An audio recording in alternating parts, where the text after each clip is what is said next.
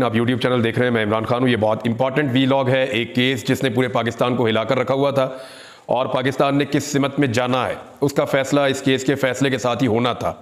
मखसूस नशिस्तों का केस था और इसमें पाकिस्तान तहरीक इंसाफ को कामयाबी मिल गई है। एक्चुअली हुआ क्या है, कौन से अहम नुकात अब तक सामने आए हैं और इसके नतीजे में अब क्या होने जा रहा है पाकिस्तान की पॉलिटिक्स में, ये सारा कुछ मैं आपके सामने रख देता हूँ। एक तो ये हुआ कि जो मखसूस नशिस्तें बहुत बड़ी तादाद में माल गनीमत के तौर पे या लूट के माल के तौर पे बांट दी गई थी मुस्लिम लीग नून में, पीपल्स पार्टी में, फजल रहमान साहब की पार्टी में, गालिबन ANP भी इससे मुस्तफीद हुई थी और MQM भी जो सीटें उनको मिली थी मखसूस और ख़ास तौर पे ख़वातीन की मखसूस नशिस्तें और उसके अलावा उनको कुछ मिली थी अक़लियती नशिस्तें भी, वो सारी उनसे वापस हो गई हैं।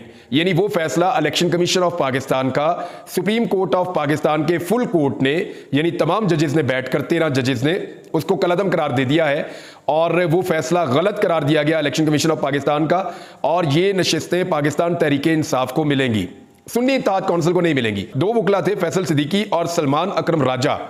इन दो वकला ने केस लड़ा।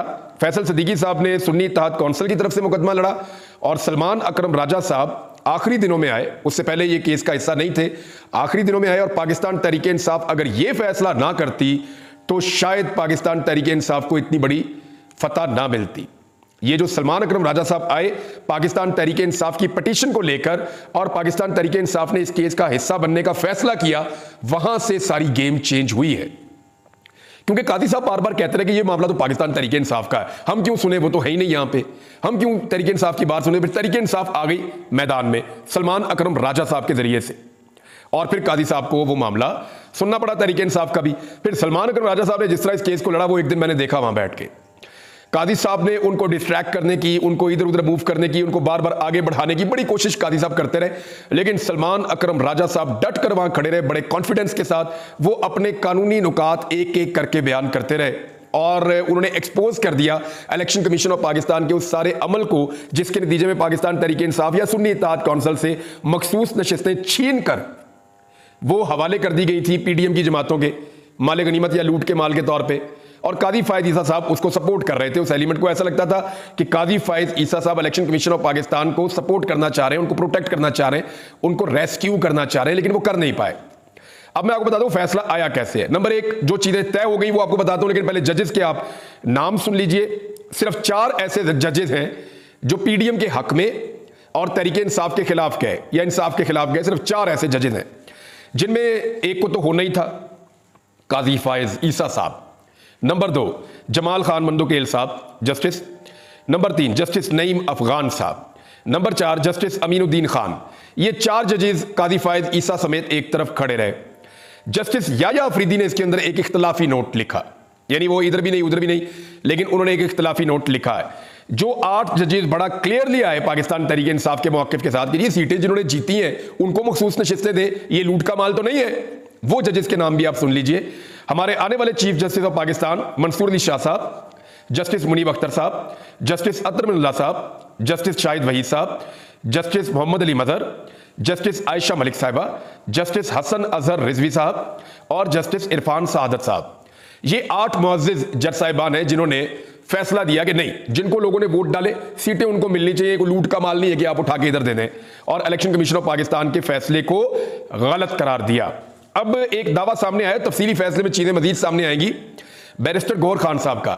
वो ये कह रहे हैं कि 11 जजेस ने 13 में से हमारी तौसीक की है, यानी 13 में से 11 जजेस ऐसे हैं जिन्होंने प्रैक्टिकली पाकिस्तान तहरीक इंसाफ के हक में फैसला दिया है। अब ये है एक शॉर्ट फैसला, यानी एक छोटा फैसला है अभी, लेकिन जो तफसीली फैसला है वो अभी आएगा और पता चलेगा कि क्या कुछ होता है। लेकिन अभी जो चीजें क्लियर हो गई हैं वो मैं आपके सामने अभी रख देता हूं राइट नाउ। इसमें एक चीज ये क्लियर होगी कि पाकिस्तान तहरीक इंसाफ के उम्मीदवारों को आजाद करार देना एक गलत फैसला था, वो गलत हुआ था, इलेक्शन कमीशन ऑफ पाकिस्तान का फैसला गलत था। नंबर 2, ये चीज क्लियर हो गई है कि तहरीक इंसाफ एक सियासी जमात थी और तहरीक इंसाफ एक सियासी जमात है और इसके लोग अभी भी पार्लियामेंट में मौजूद हैं। 39 लोगों का जिक्र है जिन्होंने पाकिस्तान तहरीक इंसाफ का डिक्लेरेशन बड़ा वादे तौर पर जमा करवाया हुआ था, वो सारे तो पाकिस्तान तहरीक इंसाफ के उम्मीदवार बन गए अब, और तहरीक इंसाफ की जमात बाकायदा अब इस वक्त मौजूद है कौमी असेंबली में। वो जो बाकी लोग हैं जिन्होंने सुन्नी इत्तेहाद कौंसिल को ज्वाइन किया था उनके पास भी अब 15 दिन का वक्त है। जो मेरी 2-3 लोगों से बात हुई है जो वहां पे अदालत में मौजूद थे, जिनमें सहाफी भी है, उन्होंने बड़ा क्लियरली कहा कि जो बाकी लोग हैं यानी 82 की तादाद हो जाएगी।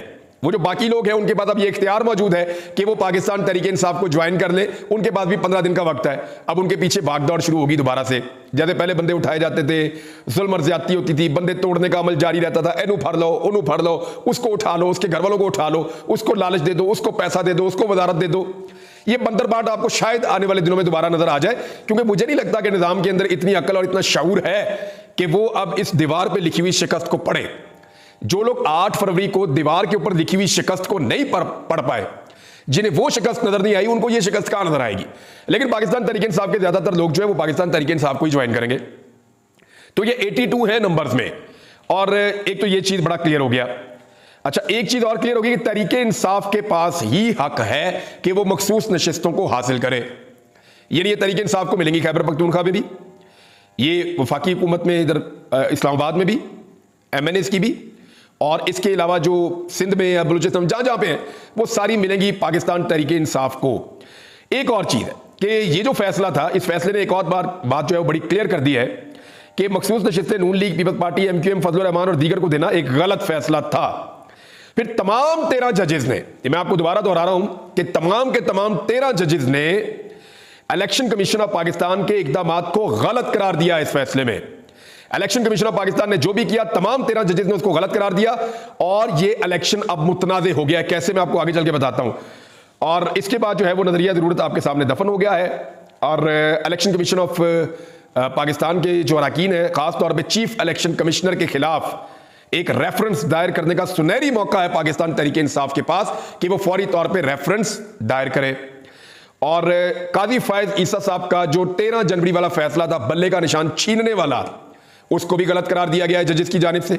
यानी जो 13 जनवरी को काजी फायज ईसा साहब ने बल्ले का निशान पाकिस्तान तहरीक इंसाफ से छीना, वो फैसला गलत था। और उसके बाद जो इलेक्शन कमीशन ऑफ पाकिस्तान ने उसकी तशरीह की, वो उससे ज्यादा गलत थी और एक पॉलिटिकल पार्टी को इलेक्शन से बाहर निकाल दिया।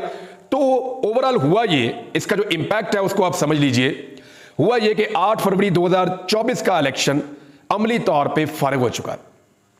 इस वक्त जो लोग हुकूमत में बैठे हुए हैं वो अमली तौर पे फारिग हो चुके हैं। पाकिस्तान तहरीक इंसाफ इस वक्त पार्लियामेंट की सबसे बड़ी अक्सरियती जमात बन चुकी है।